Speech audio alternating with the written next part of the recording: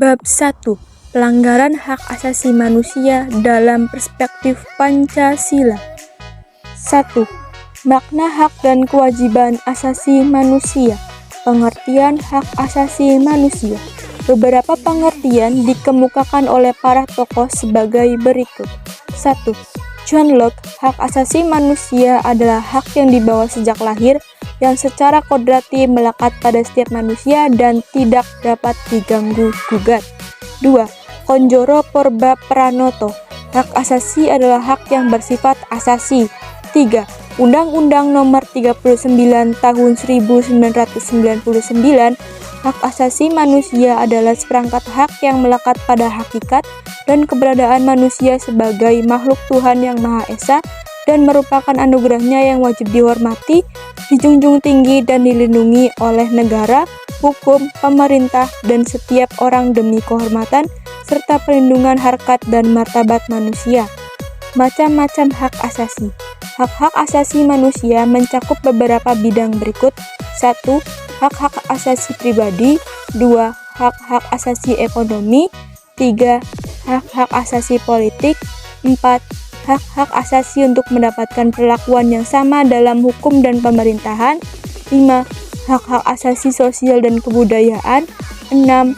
Hak-hak asasi manusia untuk mendapatkan perlakuan tata cara peradilan dan perlindungan atau procedural rights. 2. Substansi hak dan kewajiban asasi manusia dalam Pancasila.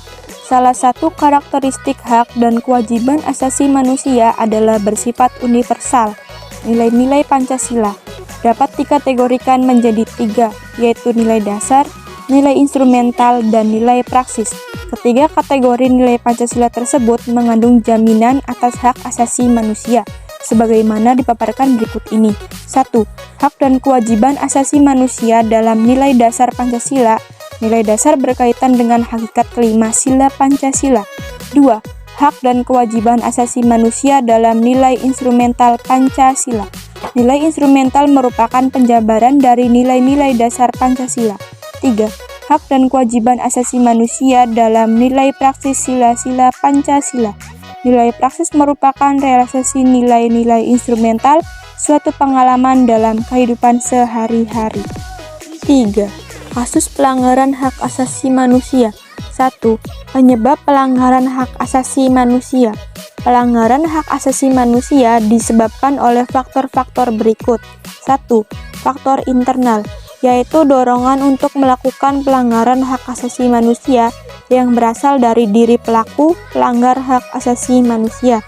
2. Faktor eksternal, yaitu faktor-faktor di luar diri manusia yang mendorong seseorang atau sekelompok orang melakukan pelanggaran hak asasi manusia. 2. Bentuk pelanggaran hak asasi manusia.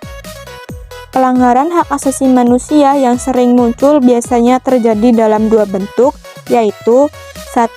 Diskriminasi, yaitu suatu pembatasan, pelecehan, atau pengucilan yang langsung maupun tidak langsung didasarkan pada pembedaan manusia. 2. Penyiksaan, adalah suatu perbuatan yang dilakukan dengan sengaja. Berdasarkan sifatnya, pelanggaran dapat dibedakan menjadi 2, yaitu 1. Pelanggaran hak asasi manusia biasa, merupakan sebuah kasus pelanggaran hak asasi manusia yang ringan. 2. Pelanggaran hak asasi manusia berat, yaitu pelanggaran hak asasi manusia yang mengancam nyawa manusia. 4. Upaya penegakan hak asasi manusia di Indonesia. 1. Upaya pemerintah dalam menegakkan hak asasi manusia. Pemerintah Indonesia dalam proses penegakan hak asasi manusia telah melakukan langkah-langkah strategis, diantaranya 1. Pembentukan Komisi Nasional Hak Asasi Manusia. Komnas Hak Asasi Manusia dibentuk pada tanggal 7 Juli 1993 melalui Kepres nomor 50 tahun 1993. Keberadaan Komnas Hak Asasi Manusia selanjutnya diatur dalam Undang-Undang Republik Indonesia nomor 39 tahun 1999 tentang hak asasi manusia pasal 75 sampai dengan pasal 99. 2. Pembentukan instrumen hak asasi manusia. Instrumen hak asasi manusia merupakan alat untuk menjamin proses perlindungan dan penegakan hak asasi manusia. Instrumen hak asasi manusia biasanya berupa peraturan perundang-undangan dan lembaga-lembaga penegak hak asasi manusia, seperti Komnas Hak Asasi Manusia dan Pengadilan Hak Asasi Manusia. 3. Pembentukan Pengadilan Hak Asasi Manusia. Pengadilan Hak Asasi Manusia dibentuk berdasarkan Undang-Undang Republik Indonesia Nomor 26 Tahun 2000. Pengadilan Hak Asasi Manusia adalah pengadilan khusus terhadap pelanggaran hak asasi manusia berat yang diharapkan dapat melindungi hak asasi manusia baik perseorangan maupun masyarakat. 2. Upaya penanganan kasus pelanggaran hak asasi manusia.